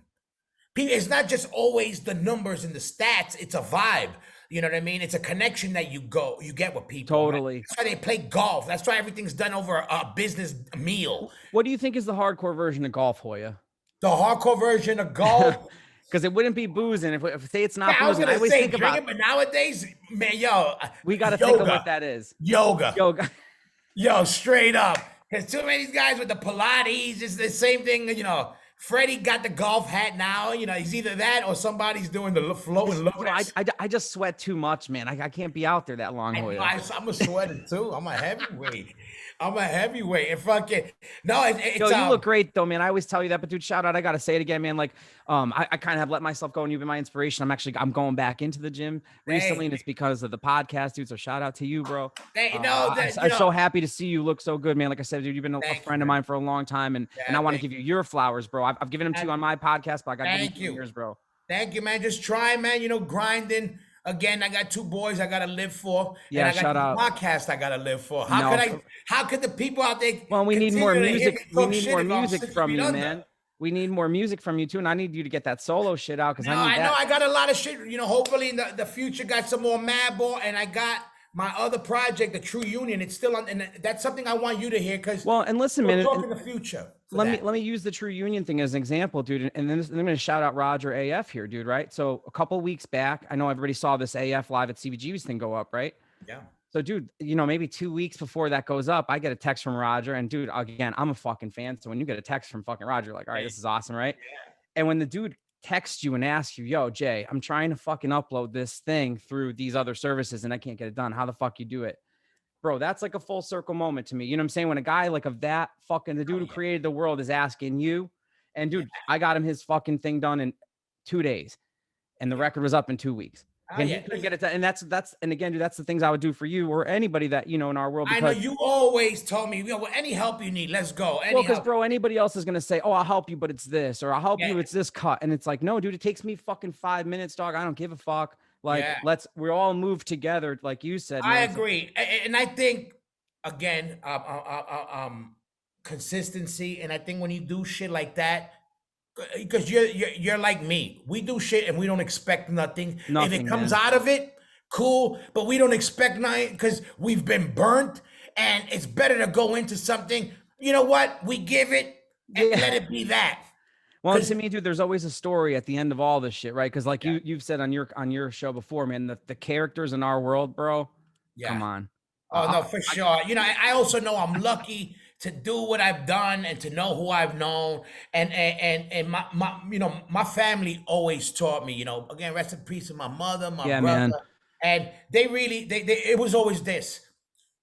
if we have one pot of rice and there's a guest over, we all eat or nobody Well, eats. bro, I mean, listen, me growing up, dude, all my memories are other Cubans coming over and my mom being like, "What do we have to give them?" And Yeah. and dude, to a fault, bro, I feel like that's why I'm not further in life because, dude, when you come and sign with me, bro, I'm doing like crazy. People like have told me they're like, "Yo, this deal's crazy." I'm like, "Yeah, but bro, this is what I deserve. I didn't fucking write the music. I didn't Yeah. fucking do this." Like my thing is like you said, dude, is like no expectation, bro. And you know what, dude? If somebody out there or some fucking band is like, dude, out of the major label system is like, you know what, dude, this label's fucking cool and we make money together, dude. That's my hope, bro. And if not, dude, then Yeah. this is all I'm gonna do, Hoy. I can tell you there's nothing else, man. I tried it.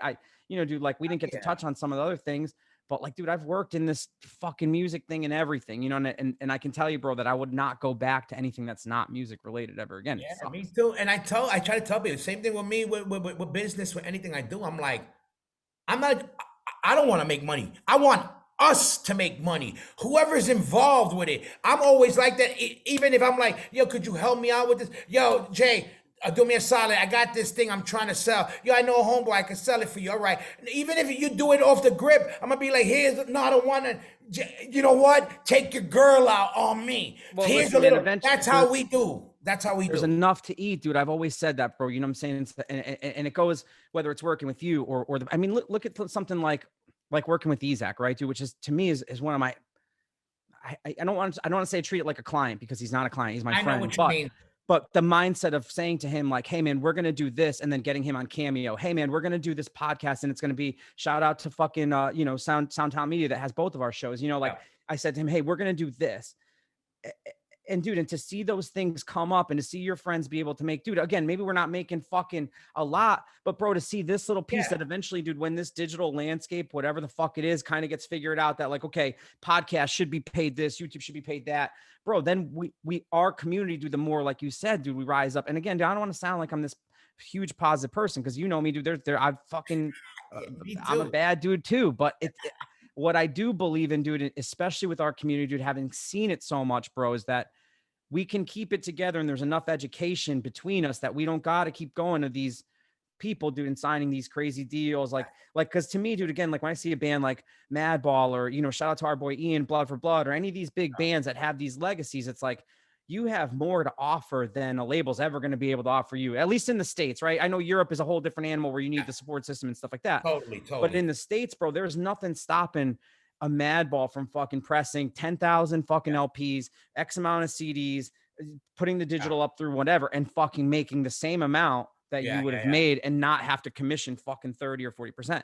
And that's a lot of this game, bro. Whether I'm working with, I just finished a project with UB40, whether it's the fucking So, fifth you've Brian been working with McKnight. them for a minute, right?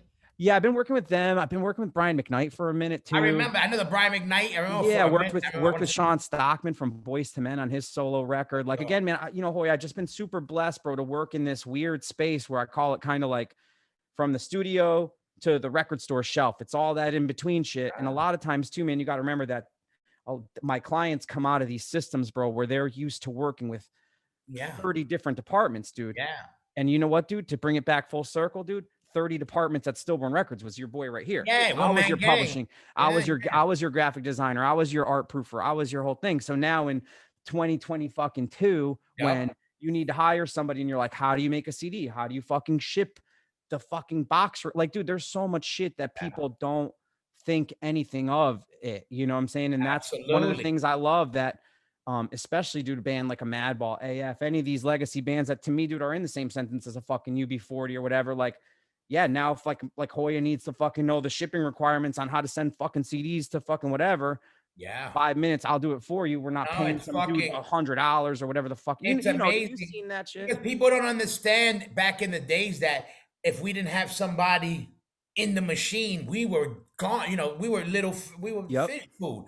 We didn't have the Howies. Thank God we had like a Howie. Yeah, shout out Howie. We would look out like where he was a hardcore dude and knew how to maneuver. Look at Madball on Roadrunner. We paid the toilet paper bill. We weren't paying nothing there, but we put them on the map for being those hardcore motherfuckers that they didn't have. Yeah. Well, you gave them the You know, credibility. a lot of I love all the bands on there, but there was a lot of makeup and a lot of fake shit going on. When we came on the bill, they knew, all right, these motherfuckers will show up to your house. They're not just singing about it; they'll show up to your house, and then boom, now you're certified. Now, okay, that's all. You know, it's all fine, but it's like, but what I'm glad is that when there's people like us in the mix now, like that a Madball was able to be on a Road Runner. Well, or A dude, guy's like, even Hoya, think about somebody like yourself who's been in the game for so long, right? Say you want to step back and you're like, I'm going to start A&Ring some projects or something, right? It's like you could literally start a label without giving no fucking percentages. I mean, dude, like yeah, some of the clients I set up, bro, we do stores like Shopify stores where these clients are making six figures, dude, with no inventory, nothing. Cause I'm just plugging them in. And yeah, again, dude, if I was some fucking scumbag, I'd be like, dude, yeah. I'm going to take this. But it's like, dude, I charge X to fucking do this. And I Let's don't give a do fuck this. Yeah. because after that, dude, you know what? It's on you, man. Like, cause again, dude, I've been on the flip of that where then dudes think you fucking handed them some career and it's your fault because two Yeah, people yeah, fucking yeah, listen. yeah. You know what I'm saying? So it's like, Yeah, no, for sure. It's great. And again, I think coming from where we come from, it gives us that thick skin and able to be like, people coming at us, in this world, it's where, we're used to aggressive talking people, questions, very primitive talk, primitive ways of doing business. So totally. if we know how to sophisticate it or we know how to take it in, like, again, I learned how to work. You should see me in Europe. You would think like I know how to defuse a drunk German mob like this. Bro, I was with you when we did you. I'm not gonna say it here, Oh, but there was an I incident. remember, yeah. But that was us having a flip on Hamburg. That was us having a flip on. Shout out to freaking Beautiful crew. Come that through. tour was so much fun, man. Hoyer, like I said, dude, what I gotta say, man, on this whole podcast and do just everything I do, man. Like to me, bro, the journey has just that's all it is, bro. Like I'm not a dude who, my friends will tell you, man, I'm not a dude who's got some. I'm thinking about this 10 years ago. Like I have no plan for fucking what's next week. That's it. It's just because to me, it's like, dude, with the one thing I've learned with all this shit is, and you know this better than anybody, bro. It's like everything we know could just fucking end like that. And then it's like, what the fuck am I going to do?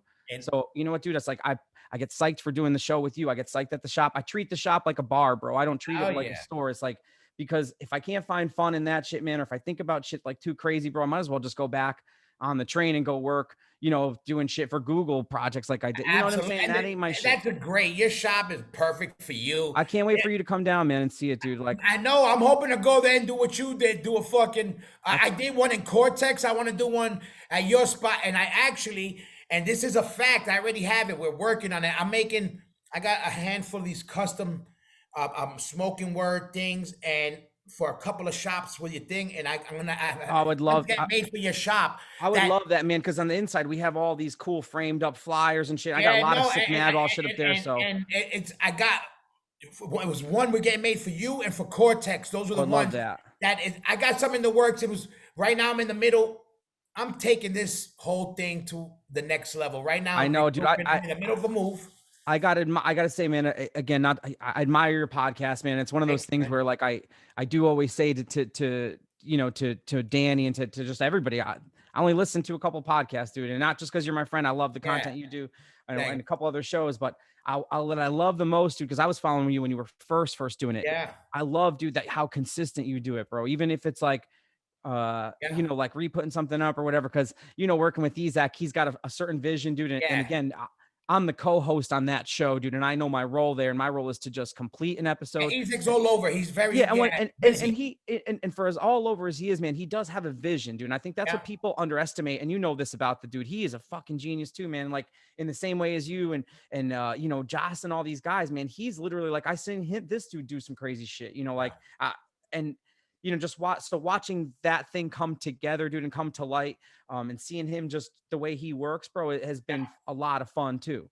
Yeah, he's fun, and I'm glad I root for him. The same thing with us. Like for me, it's anything I do, the older I get, and the way life turned out, I made it a point that I told myself I'm lucky to be alive. Facts, man. I'm doing everything 2.0. I love it, dude. From the minute I told myself that, the minute I put my mother in the grave, I said I go 2.0 on everything I do. And that's how I'm doing it. That's just what it is. And that's what I do. If I said the podcast, I'm not just gonna do the podcast. I'm gonna do the podcast. I'm do I a said channel. I'm gonna do yeah. I said I'm gonna work out. Now I ain't just gonna work. I'm gonna fucking work out. I said I'm gonna go be a better father. I'm working on being a better father. I said whatever I'm gonna do, I gotta go for gold. And I If I love that, get gold is one thing, but I'm going for it.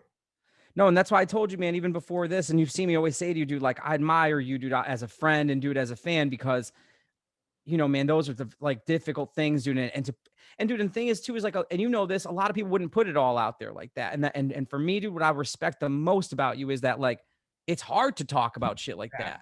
People kind of frown about shit like that. And that's what I love about you, dude. And again, that's why I admire how much work you've put into the podcast and how great it is. And how, dude, again, watching it from that first episode, when you're bringing it to the live shows, to watching this and watching the channel and I mean, dude, that's fucking dope, dude. Thank you, man. And it definitely helped me, because I never, to be honest with you, my plan was to never really talk about get into my personal life as far as with my wife passing away and my health and all that. But guess what? It happened. And this shit is on real time. And I would be faking the funk and bullshit if it wasn't, if I didn't acknowledge it. And not only that, when people, ask me, if it's with my health or whatever, I got to tell them, I'm not one to bullshit. So I got to let them know what gave me the gas. I go, what the gas is, me losing people, me doing this. So, and then what I learned is, look, you know me, I'm a positive dude, but I'm not, we got blood clot and toe before that. Yeah. But a lot of people DM me and they reach out to me on, yo, man, you gave me motivation for my health. I seen what you did. And look it, don't get me wrong. It feels good and it's good. I'm glad people, because I needed to look at other people to be like, I could do that kind of thing. Well, it's almost like the hardcore scene, like you said, dude, right? It's like we all need that. Yeah. And I know, push, with me, I'm like, I'm a work in progress. I'm like, don't come to me for advice. What I could do, what I could tell you is just start and don't stop. Yep. I'm lucky to have, like what we were talking about before, in our world, speaking gets us what? I go, okay, health is okay. We come from a world where health is around us. If it's health, music, production, you name it, we have a friend out there for it. So right away, I got to get my health right. Who I know? Adam Blake, this person. I talk about Adam Blake. That's my secret weapon. Yep. Yo, Adam, I would hit him up a text. What could you give me? Yo, do this, and that. I'm lucky to have friends. But if I didn't reach out, well, and one of the things you've always said on your podcast, man, that I love is that, like, you always say is like, we might not have these like huge bank accounts, like whatever, these celebrity trainers and all this shit, but yo, we know the fucking dude who's training that celebrity, or we know the dude like Adam, you know what I'm saying? And in a lot of ways, it's like that shit goes further than. Yep. For sure. Like I said it on the last one, I had to do when my mom's passed away. Yeah, man, I'm so sorry about that, bro. This guy was, I forgot where, from Europe or somewhere, but from somewhere. He goes, I don't got much, but if you and your family needs a house, you could come to my house and you and your sons have a place to stay. Yo, I'm almost in tears reading it, because I'm like, this is a dude who got nothing, doesn't know me, but just from music, it's telling me, look at, you're at the hardest time. Look, if this guy doesn't have nothing, I got a fridge full of food. Yeah, I love that story, man. Like I said, that always sticks to me out when you say it on your podcast, because that's how I feel, especially, dude, like I said, my girl, she works a normal job, what I call a normal job, 9 to 5. And I'm a dude who works fucking every day, bro. Like if a client, fucking Brian McKnight decides tomorrow he's doing a record, like, guess what, bro? I'm fucking working. You know what I'm saying? So, and that's again, dude, just about the hardcore thing and stuff. It's that mentality, bro, of just like, yo, we just fucking do it. And I know it sounds corny for those who don't know and shit, but dude, it's so fucking true, bro. Yeah, all that corny shit came to up front now, because I say all these whack shit, and it's just a fucking fact.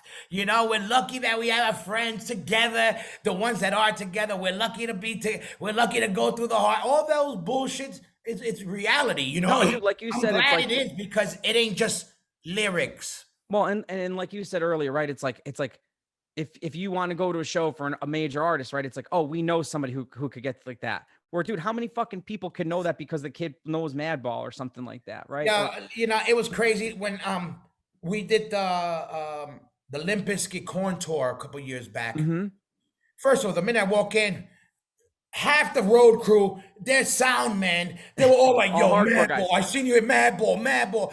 You know, the keyboardist for the corn ends up coming up to me and he's like, yo, I'm QE2 Albany. Oh, And I'm that's like, that's a awesome. real hardcore Yo, that's motherfucker. real shit. Because Fuck he's talking yeah. that shit. And he goes, yeah, I was, and like, just guys that seen us, and it was just like, and I'm like, yeah, you know, what makes, you know, the heart to all those big bands, you know, we feel that heart. That Like will- we're one of those vessels, meaning our world. That Well, and listen, man, it's like if you think about a computer, right? It's like what powers it? We're that. We're the fucking mainframe of that shit. And everybody's all about the internet and all the fucking shit, but bro. Without that fucking circuits running the machine, bro, you know? two of my good friends, fucking, you know, one of my and Jeff, he's the head security for Iron Maiden. Oh, that's Right? sick. And this, you know, these are old school, Yeah. hardcore dudes. They're the fam, I love them.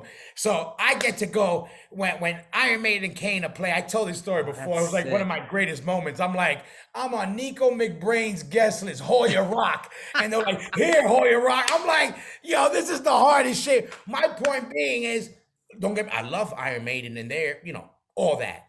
But when I see my brother Jeff, and we're in the guest in the backstage where all the guests are, and they the free beer. I see him. We're all like, We're psyched oh, to it's see like him, you would have yeah. thought.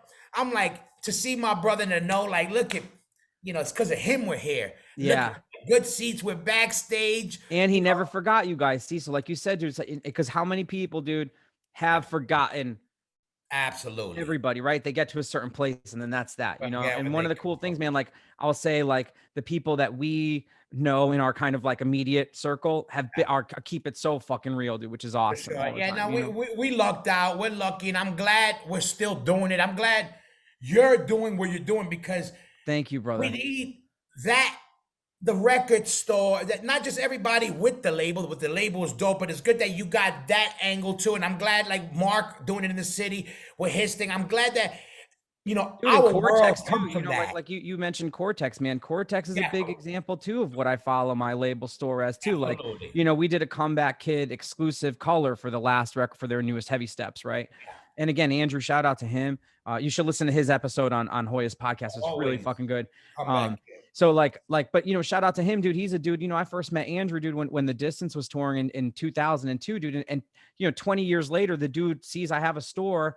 Boom. What's the first? I say to him, and this started when he was doing the Sights and Sounds record together. I said, hey, if there's ever a chance that I could get a color, and I know, and everybody knows me, dude. I'm not asking you nothing for free. Yeah. And if anything, dude, I'll pay more because I just don't want Whatever, some. we can Yes, get I don't it. want some motherfucker being like, yo, I hooked you up, right? So like, Yeah, I'll pay more. Pay, I charge wanna me hear more, it. you know. We get it. But you know, shout out to him, dude. At 20 years later, this dude, you know, trust me or whatever you want to call it, to say like, yo, give this dude, you know, 100. We had, I think it was 100 on Blue. And Nuclear Blast, you guys know you're on the same label. It's a fucking big, that's a machine, dog. And if you want to, you know, you want to carve out 100, you know, that's a small number for Yeah. that machine. Yep. You're talking to some emails. You know, that ain't just fucking, you're not. Yeah. So shout out to those dudes and, you know, people like you guys who always look out for my shop and because dude, that's like the shit you need. And I feel so fortunate. Like I said, man, I might not have these huge numbers in my bank account, but I know if I need Hoya Rock to post something, Absolutely. I need Andrew or I need, you know, whomever, dog, like it's a phone call away and they know that I will reciprocate that tenfold, whatever the fuck you need. Absolutely. I'm hoping one day, once we can start moving a little bit more, we can set up shop like you guys and really, you know, do one from live in the shop and do all that good shit. You know? Oh, dude, well, wait till you when you open the Smokin Word like storefront down there in your floor. It's Oh, like yeah, a, you a know. vape, you know, like those Exactly. vape shop record store. It's coming. It's gonna come. Dry It's cleaner, gonna dry cleaner and pastelitos. You know, like Hey, just yo, like, you know that we need a door so you can open the door to your record shop and be like, hell yeah. So what's next for you guys now? So what's now? What's the next thing you're doing? So man, so we just put out this awesome band from Long Island called Private Mind. I want to encourage all the listeners to go check them out. They kind of sound like Quicksand, Rival Schools, like post-hardcore shit. Oh, dope. They're very dope, dude. And then I got I haven't posted it yet, but I'm gonna share it here first. Is I just signed a band from Pittsburgh called On Your Nerves, super young, like a rock kind of band. Again, man, we sign everything, dude. So I don't just stick to one thing because I like everything. So, you know, I've been kind of messing with the rock thing right now. And I'm really excited about those kids coming out. And then other than that, dude, like the one thing I want to share too that I'm very excited about is I'm gonna be working on my own first music. First Uh-huh. time in like over 10 years, dude. I've been working with Greg at Silver Bullet Studios. Greg plays in the band called End. Silver Bullet has done some amazing bands. So we've been working on What's it like? something. You don't want to say yet? You know, man, I don't want to say yet, but I'll say this, dude. Anybody who knows me and kind of knows what I listen to, and if you listen to that Last Distance record, All right, I can get already. I would say this: it's not going to be as rock or melodic, but But elements of that shit. yeah, I figured. Yeah, that's what a lot of guys. We either gonna go full blown metal or we're gonna go the other Well, way. listen, man, and we got like here's the thing, dude. And I got no problem fucking saying this now because it's been whatever. I mean, we got a shit ton of money to go do that record, right? Yeah. So what am I gonna go do? Am I gonna go fucking and Zeus knows I love him, but am I gonna go do a hardcore record, or am I gonna take the chance and go like, okay, I could hire Absolutely. this songwriter, I could do this. And you know, dude, because you got to work on the Hazen Street record on that. And how much of a fun of that experience, dude, X amount of years later, like that's what's the one recording experience you care the most about was that, Yeah, right? yeah, no, for So- sure. It was like definitely an experience that I never had again. You know, like Yeah. in that, you know, from the budget and being in that world was a Well, and different. bro, I mean, listen, I'm not gonna say the number, but we got a fucking shit ton. But Good. we were committed to doing. I mean, you know, we went to Europe with you guys and Yeah. stuff, but we bought a van, we bought everything. You know, That's dude. But great. again, I just felt very blessed in all of this, Hoya, to have learned everything, dude, and always taking a little piece of something. So it's like, oh, going up to Europe with you guys, learn this in the Yeah. studio, this, you know, because again, dude, I feel like it's all a culmination, dude, to like if somebody asks something from me, dude, that's how The you do it. moment, this is why I say forget that bullshit, that whole rear view mirror bullshit. That shit is all cool. Yep. I heard somebody saying it made the most sense to me. Says, you know what happens when you looking in the rear view mirror? You forget you don't see what the fuck's in front of you. Totally, man. That's Well, all listen, we dude, worried about what's in front of you. That you know what got us to here to this moment. Like right now, you know, even with the podcast, boom, we got a sponsor, we got a this. I was like, it took to this moment to get that. Now we're rocking. It took all that to get to this moment. Well- And with the band to be able to do an arena, it took all that to get there. To be acknowledged in the. And I remember just being the first time I heard us. They mentioned Madball in the same breath as AF and Sick of It All. that's I was fucking like, awesome, man. I couldn't believe it because I'm like, I used to pay to go to their sneak in their shows, and now they just mention us like even Well, like yo, we you guys are belong there. you're in the documentary and shit with them, and like, you know what I'm saying? It's like it's just To huge. me, I'm still like, you bugging. Like, no way. Like, I was going to Sick of It All shows as a little kid, like 15, sneaking in or trying to go in, like, before anything. And I'm like, when people, and I always wanted that. That was my whole shit with Madball or whatever. I was just like, I want motherfuckers to know at the end of the day, when they say this hardcore shit, they know we go down in history as being like us or love us, real motherfuckers, and that we repped it. That's what I wanted. And when they say, oh yeah, Madball AF, and when they make it sound like that, I still to this day, I'm like, oh shit. Yeah, no, dude. It's listen, man. Madball to me, dude. Again, just to give you a little bit of your roses, man. I have such a history with you guys. Whether it was like, you know, my brother taking me to one of the first shows of his band playing, or like the last Voice of Reason show ever was Freddie's first show out in Connecticut. Yeah. You know what I mean, dude? That was in like '99, Yeah. 2000 or something like that. You know, so it's like, dude, it's like, and then, dude, again, coming full circle, like in 06, dude. You know, we get to go on tour in Europe, dude, with you guys, and Sick of It All, Walls Jericho, Comeback Kid. It's like, Fun. you know, dude, for me, dude, you know, Hoya, like I said, man, I don't care if it sounds corny, man. I just feel so lucky that I'm like, Yeah. you know, because, dude, again, I'm not a big believer of clicks and all that, but, dude, I feel fortunate that I landed in this time frame and was you know able to be friends why? with everybody. Also, why you weren't trying to be somebody that you weren't to fit in. You Oh, were always thank you, you, and man. that's what people showed love for you, and you grinded. You weren't Thank trying you, to brother. be this guy. You weren't trying to be that guy. But people know he might show up in your house. He doesn't have a tattoo on his face, but if you don't like it, he might show up in your house. The only reason I don't have face tattoo, I'm going to shout out my girlfriend, is because she won't let me yet. Good, So, good. shout out You don't Viv. want that on that face. No, I know. What's the deal with Diablo's dead? Now we're gonna get another episode. Yeah, I gotta so- call Ezek and make this happen. Yeah, no, man. Before I let you go, I'll plug the Diablos in really quick, dude. Like, shout out to Ezek, dude. Like, he's had a, you know, shout out Godzilla, actually, man. That Godzilla was sick for a minute there in between those two tours, which, you know, man, you know me for a long time, dude. I'm not one of these dudes who's gonna be like, yo, we gotta do some shit, because again, man, I'm the co-host of that show, and my job is a certain role. I'm not gonna apply pressure on my friend when he's feeling a certain way to be like, bro, let's get on a fucking no. You know what? I treat the podcast, and I've said this to him, is like we treat it like a band. Like I feel like I'm like this is his others, you know, Scarhead, Spick. No, for band, sure. right? I'm just a band with him. So whenever we could book a show, Yeah. that's when we do it.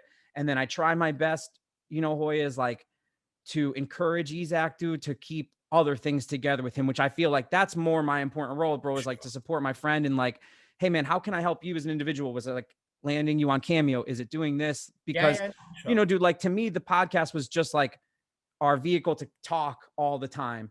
You know what I'm Gotcha. saying? Because again, man, I have so much love, dude, outside of just end up becoming friends with you, Freddie, Roger, all these guys. Like I was a fucking fan first, bro. Like, so you have to understand that like it bugs me out when somebody's like, when these dudes are like, when you ask me something, because it's just like I'm still just this kid in Connecticut, dude. Even at 43, I feel like okay, man, yeah, let's fucking, I'm, the other day I'm texting with Roger and Stigma text. I'm still like, Stigma text me. I'm a fucking grown ass man. I get fucking lived psyched, with him man. my whole grown up, and to this day I'm like, I literally live. I say I say it as a joke, and I don't mean it. I said I don't stop till Stigma's in the fucking Rock and Roll Hall of Fame. Yeah, no, and dude, As a joke, but it ain't a joke. no, you and I are gonna work on some shit gonna like do that, that. man. So yeah, before I jet, I'm gonna want to plug Diablo's Den podcast. Everybody keep up with that. Like I would say once a month, but it's just been a little slow. Yeah. But Diablo's Den podcast, dude, you can keep up with me on Instagram. It's Jay Reason, Jay Reason, and then my Facebook is Jay Reason CTHC. Now let me ask you: with the record store, are people able to? It's just go in there, or do you do mail?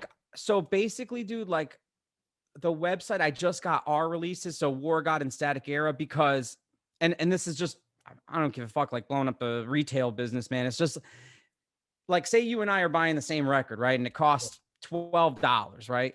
Every motherfucker got it for $12.01 online, and the shipping is this, and it's just like too competitive. So my thing when I opened the store was nothing outside of my own goods, because I want to concentrate on the customer experience. So what I prefer is somebody comes in, because bro, again, Hoy, I treat it like a bar, and I talk to my customers. I'm like, well, what are you listening to? And dude, like, yo, I've been plugged into some fucking hot bands like locally here that like I got my eye on them, and that like, yo, if I could help them get on a show, and if it pops, like I would, like, listen, dude, there's a reason I opened the store. It wasn't just to sell records, right? It's getting some demos. It goes with your job. It's the same. It's an ear on the street.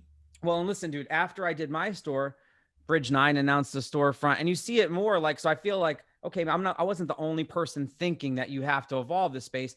I'm glad I was one of the earlier adapters and did it when I did it, because I feel like I got a really good price on rent and some other things that maybe now that shit's kind of coming back alive, I wouldn't, especially do like when you come visit, dude, or you could ask Isaac, like down here is like, it's kind of like on the water and the train and shit. So trust me, dude. Yeah, like You know what it took, but not fuck that. It like we were talking before. It took you to go for it. That's what it takes. Everybody. There's a moment in time where you go for it or you don't, and that makes it a break. You know what, dude? Worst case, man, I would have lost out on a couple of years on a fucking lease and maybe some money that, it would have hurt. But bro, at the end of the day, it would have been like, yo, you know what? It's like, it's no different than putting out a record, right? What's the budget on a fucking band? What's the touring? But you're still spending money. So again, man, I try to view everything as like, is it a fun experience, dude? Can I help my friends? Can I order 20 fucking legacies? Can I bring in, for Terror, dude? I just did a fucking window display, the whole thing. And when you guys have your record, we do the same thing. Cause to me, it's like, and I said, let the fucking neighborhood know, because dude, these are my friends. Like fucking, I don't give a fuck if you don't like the imagery. Like these are my friends. They got a fucking record coming out, and you're going to see it every time this is what we do now. Every time you're walking in the fucking train, you're going to see fucking Scott Vogel screaming in your fucking face. No, listen, I'm fucking psyched for you. I'm glad. I'm psyched for the store.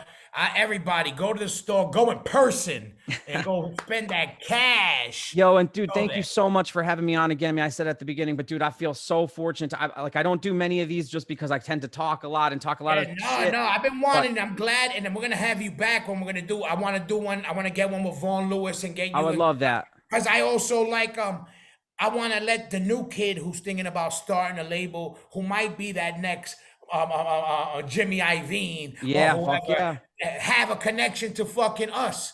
You know what I mean? And say, yo, I got my tidbit from you and a fucking Vaughn Lewis. And any of your listeners know, man, you fucking send me a message. Say you heard us on Spoken Word. Yep. I fucking got your back, dude. I don't fucking, listen, dude, as long as you don't become a Punisher and ask me fucking 50,000, right? Nothing for free. Go in with a good heart and an open wallet, and we there. Yeah, I love you, Hoya. Thank you so much for this, brother.